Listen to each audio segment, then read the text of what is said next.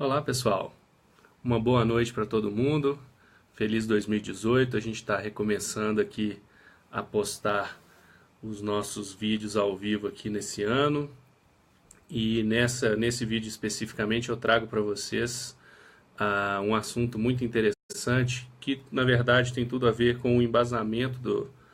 do nosso curso, que é como que as propriedades biomecânicas elas podem afetar a postura e o movimento. Na verdade, em termos de teoria, isso tem bastante coisa já descrita na literatura,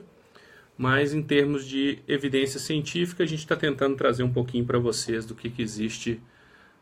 já publicado sobre o tema. Bom, para vocês saberem um pouco mais sobre esse assunto, é interessante vocês entenderem que a forma com que a gente entende o movimento é que o movimento ele é produzido tanto por forças geradas ativamente, por exemplo, através da contração muscular, mas também por forças externas que possam resistir ao movimento, inclusive a própria força da gravidade, atrito, resistência do ar, seja lá o que vocês quiserem pensar em forças externas aí em termos biomecânicos. Mas a gente não pode esquecer que um tipo de força que faz parte da geração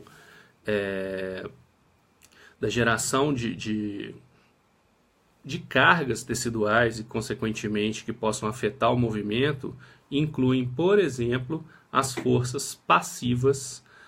geradas pelos próprios tecidos moles.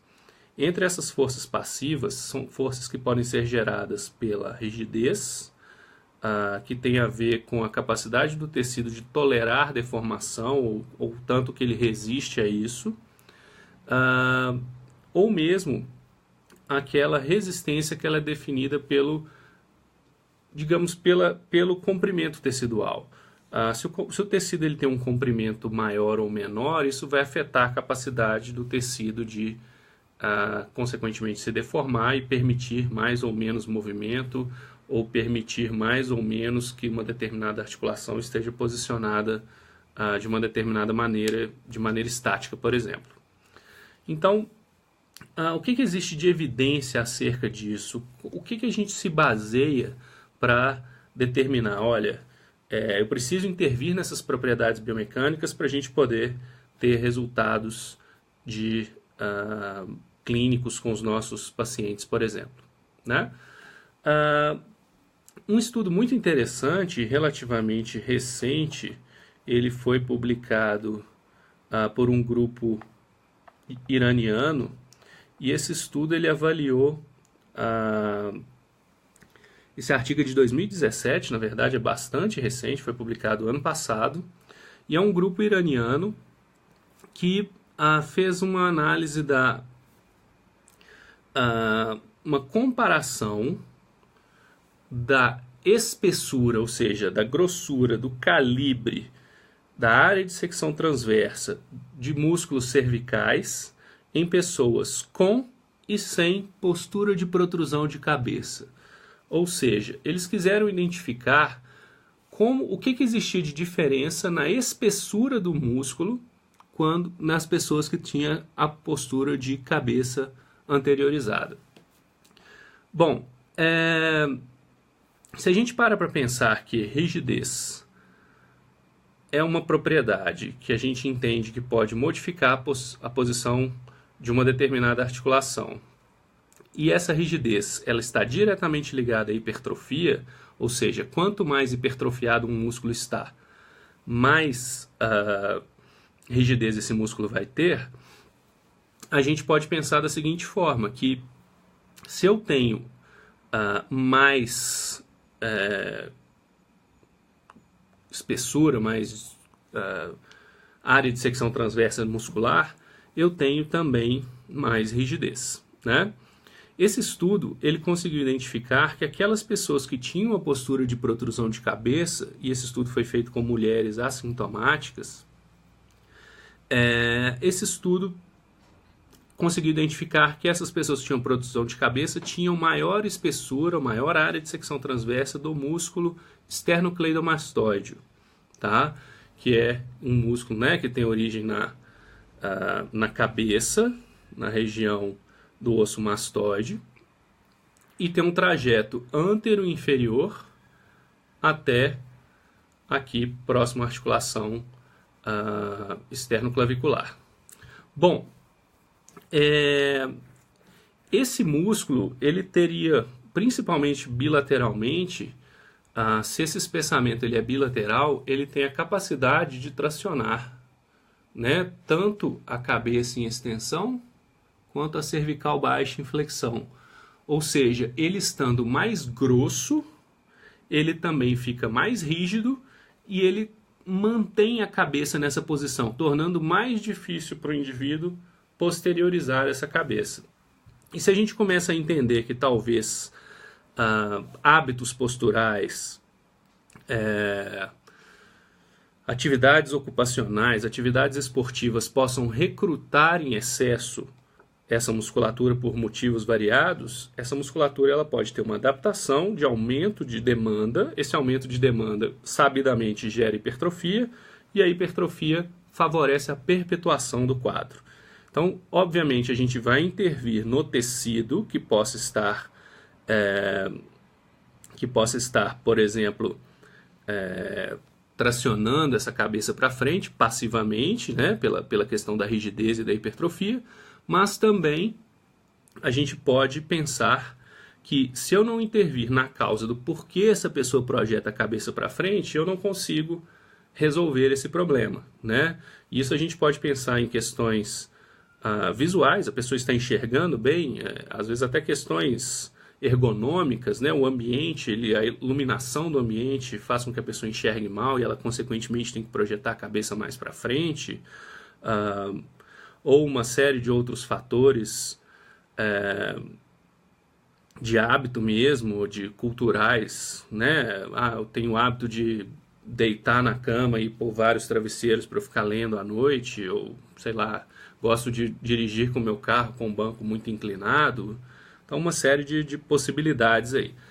Isso significa que, se eu não mudar os hábitos, eu não modifico, somente com a mudança da estrutura eu não consigo resolver o problema. Um outro estudo, publicado por um pessoal de Belo Horizonte, o pessoal da UFMG, coordenado pelo professor Sérgio Fonseca. Esse trabalho foi publicado em 2012 na Revista Brasileira de Fisioterapia, e tem como primeiro autor Diego Leite. Esse trabalho ele compara, um estudo transversal, que compara, faz uma associação, né, uma correlação entre a rigidez articular passiva do quadril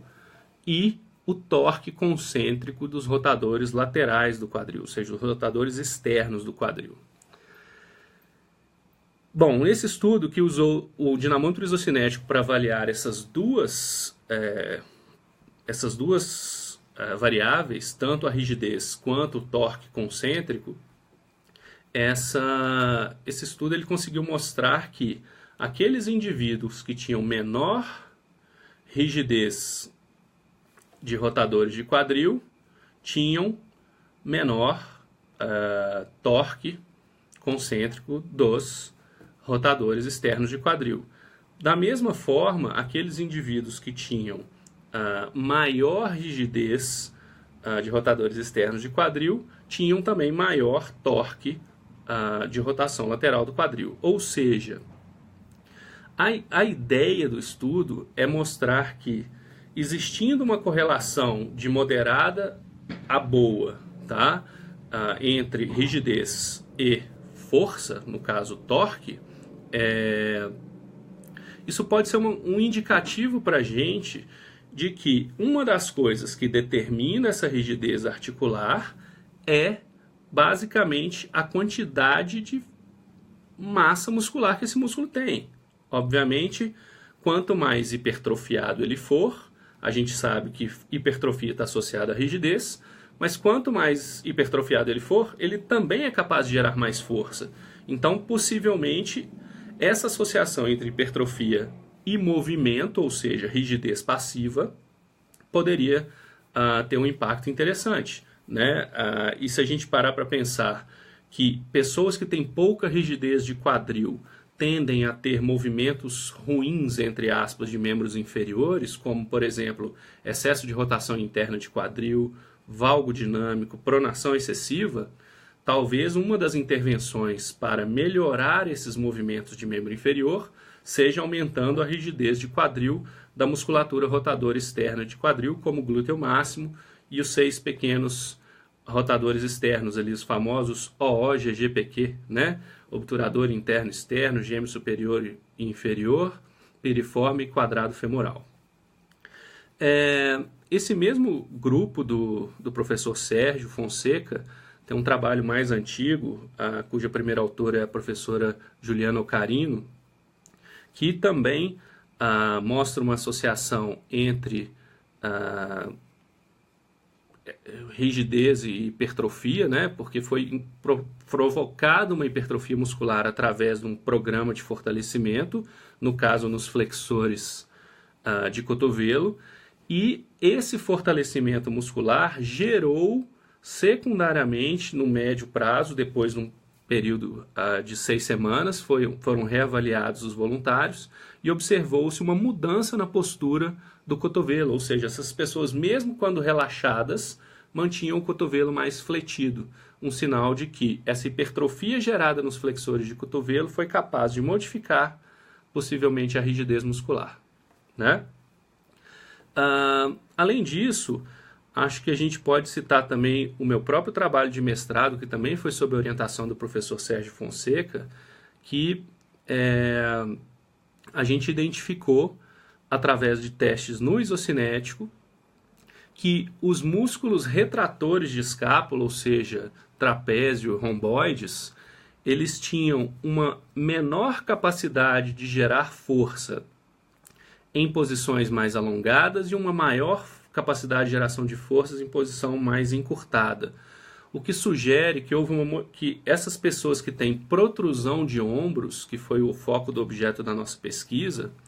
essas pessoas elas têm capacidade de gerar força diferente das pessoas que não têm a protrusão de ombros.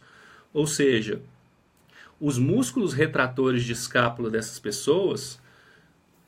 pelo posicionamento que eles se mantêm, eles estão num comprimento maior, ou seja, estão mais alongados. Consequentemente, essa curva comprimento-tensão é diferente e eles são mais capazes de gerar força em posição alongada do que em posição encurtada. Isso significa que não adianta, por exemplo, se eu quiser modificar a postura dessas pessoas, apenas fortalecer os músculos posteriores. Muitas das vezes eu tenho que envolver um fortalecimento que enfoque em redução de comprimento, por exemplo, usando técnicas que possam fortalecer esses músculos em posição mais encurtada, ou seja, fazer um trabalho de fortalecimento, mas numa amplitude restrita, numa amplitude mais próxima da posição de encurtamento, seja isometria, seja exercícios isotônicos concêntricos e excêntricos, mas focando numa amplitude reduzida próximo à posição que me interessa em termos de objetivo final. Fora isso, é bom lembrar que se eu também estou fazendo um programa de fortalecimento, eu posso fazer um programa de fortalecimento com foco em hipertrofia muscular. E se esse trabalho é focado em hipertrofia, eu estou também aumentando a rigidez desses músculos, e se eu aumento a rigidez desses músculos, eu estou dificultando que os músculos anteriores puxem os ombros na sua direção mais anterior. Eu estou gerando mais resistência passiva posterior, dificultando então que a postura saia daquela posição que às vezes não é a que me interessa mais.